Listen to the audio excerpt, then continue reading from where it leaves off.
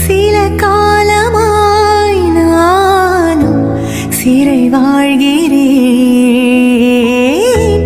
உன்னை பார்த்த நாள் தானே உயிர் வாழ்கிறேன். தூக்கம் விழிக்கிறேன், பூக்கள் வளர்க்கிறேன்.